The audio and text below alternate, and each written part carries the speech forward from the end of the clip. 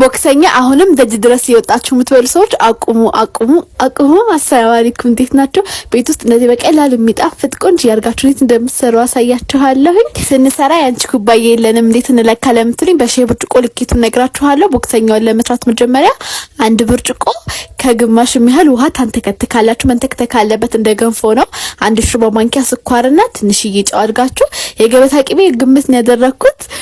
ይሄን የሚያህል ወደ 3 ሹርባ ማንኪያ 4 ሹርባ ማንኪያ ይሆናል።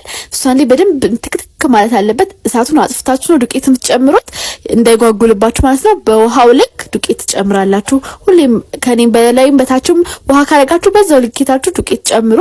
ከዛ እንደዚህ በደንብ ከተያያዘላችሁ በኋላ ወደ እሳት ትመልሱታላችሁ። መብቃቱን የምታዩት እንደዚህ አንድ ላይ ስብስብ ይላል። በጣም ስታሹት እንደዚህ በራሱ ስብስብ እያለ ሲል ይበቃዋል ማለት ነው። አሁን እሳት እንዳለ አጥፎ ቅዝቅዝ ማለት አለበት። እኔ እዚህ የቀረጽኩኝ እዚህ ላይ ስላለ ነው እንዴ እሳት አልተጠቀምኩም። እሺ እንደዚህ ቅዝቅዝ ካለ በኋላ 3 እንቁላል የተጠቀምኩት አንድ በአንድ እየጨመራችሁ እንደዚህ ጅልግልግ ሲል ምን ሆነ ነው ብላችሁ እንዳትደነግጡ በደንብ እያቻችሁ ስትመጡ እየተመለሰ ይሄዳል። የመጨረሻ መጠኑ እንደዚህ መሆን አለበት። እንደዚህ ልስልስ ያለ ማለት ነው።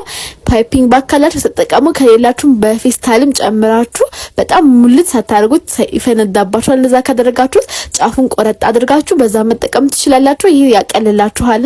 ባትራችሁ ላይ ደግሞ ዘይትና ዱቄት ታደርጋላችሁ። ከዛ ተለቅ ያደረጋችሁ ጭመቁት። አነሳ ካለ አያምርም። ኦቨን ውስጥ ከላይም ከታችም ሎክሽ ያስገብቻለሁ ከ15 እስከ 20 ደቂቃ። ግን ቁጭ ብላችሁ አብስሉት። ቶሎ ነው የሚያር ነገር ነው። እኔም ከዚህ በኋላ ሁሉ ነገር ቁጭ ብዬ ነው ማበስለው። ያረብኝ ተሸግዳለሁ። የዚህን ክሬም አሰራር በጣም ብዙ ጊዜ ለቅቄያለሁ። 3 ጊዜ ምናምን ወደታች ወረድ ብትሉ ታገኙታላችሁ። ካስተርድ ክሬም እና ዊፒንግ ክሬም አንድ ላይ ደባልቄ ነው። እንደዛ ሲሆን በጣም ነው የሚጣፍጠው። በካስተርድ ብቻ መስራትም ትችላላችሁ። እንደዚህ ሆኖ የሚያምር ሆኖ ደርሷል። ቂጡ ራሱ ያላረረ ቆንጆ የከለር ሆኖለታል። ቁጭላችሁ አብስሉም ላችሁ ለዚህ ነው ላይ ይበቃዋል። ታችሁ እንደዚህ ያላችሁ እያመጣጥናችሁ ታበስላላችሁ። መሀላን ማገኛችሁት ነገር ቦርቦር እያደረጋችሁ እንደዚህ ክሬሙ ሙልት ማድረግ ነው።